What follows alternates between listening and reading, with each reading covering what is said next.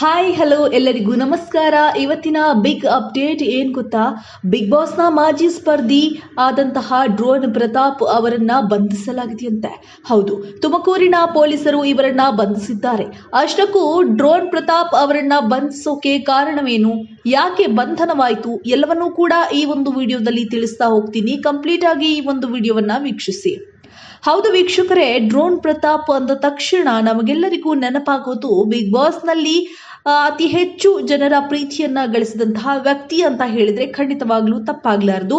ಆದ್ರೆ ಅವರ ಜೊತೆಗೆ ಇದೀಗ ಅಂದ್ರೆ ಈ ಒಂದು ಎಲ್ಲ ವಿಚಾರದ ಜೊತೆಗೆ ಇದೀಗ ಬಿಗ್ ಬಾಸ್ ನಿಂದ ಬಂದಂತಹ ನಂತರ ಅವರ ಒಂದು ಜೀವನ ಶೈಲಿಯೇ ಬದಲಾಗಿ ಹೋಗಿದೆ. ವೈಯಕ್ತಿಕ ಜೀವನದಲ್ಲಿ ಸಾಕಷ್ಟು ರೀತಿಯಾದಂತಹ ಬದಲಾವಣೆಗಳನ್ನ ಇವರು ಕಂಡಿದ್ದಾರೆ. ಆದ್ರೆ ಕೆಲವೊಂದು ವಿಚಾರದಲ್ಲಿ ಮತ್ತೆ ಮತ್ತೆ ಸುದ್ದಿಯಾಗ್ತಾ ಇದ್ದಾರೆ. ಹೌದು, ಅದೇನ್ ಗೊತ್ತಾ, ಸೋಡಿಯಂ ಬಳಸಿ ಕೃಷಿ ಹೊಂಡದಲ್ಲಿ ಡ್ರೋನ್ ಪ್ರತಾಪ್ ಸ್ಫೋಟಿಸಿದ್ದರು ಎನ್ನುವಂತಹ ಒಂದು ವಿಚಾರ. ಅಲ್ಲದೆ ಇದನ್ನ ಸೋಷಿಯಲ್ ಮೀಡಿಯಾದಲ್ಲಿ ವಿಡಿಯೋ ಮಾಡಿ ಸಾಮಾಜಿಕ ಜಾಲತಾಣದಲ್ಲಿ ಅಪ್ಲೋಡ್ ಮಾಡಿದ್ರು ಕೂಡ.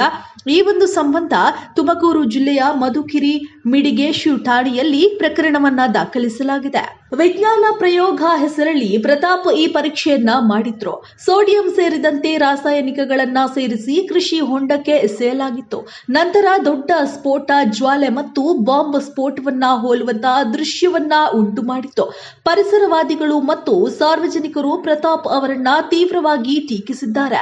ಸಾಮಾಜಿಕ ಮಾಧ್ಯಮ ವೀಕ್ಷಣೆಗಳಿಗಾಗಿ ಅಪಾಯಕಾರಿ ಕೃತ್ಯಗಳನ್ನ ಪ್ರಚಾರ ಮಾಡ್ತಾ ಇದ್ದಾರೆ ಎಂದು ಆರೋಪವನ್ನ ಇವರ ಮೇಲೆ ಮಾಡ್ತಾ ಇರುವಂತದ್ದು.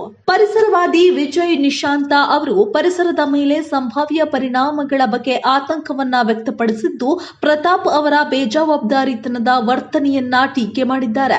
ಇದೀಗ ಭಾರತೀಯ ದಂಡ ಸಂಹಿತೆಯ ಸೆಕ್ಷನ್ 288 ಮತ್ತು ಸ್ಫೋಟಕ ವಸ್ತುಗಳ ಕಾಯ್ದೆಯ ಸೆಕ್ಷನ್ 3 ಅಡಿಯಲ್ಲಿ ಎಫ್ಐಆರ್ ದಾಖಲಾಗಿದೆ. ಇದರ ಬಗ್ಗೆ ನಿಮ್ಮ ಅನಿಸಿಕೆ, ಅಭಿಪ್ರಾಯಗಳನ್ನು ಮುಕ್ತವಾಗಿ ಕಮೆಂಟ್ ಮೂಲಕ ತಿಳಿಸಬಹುದು. ಧನ್ಯವಾದಗಳು.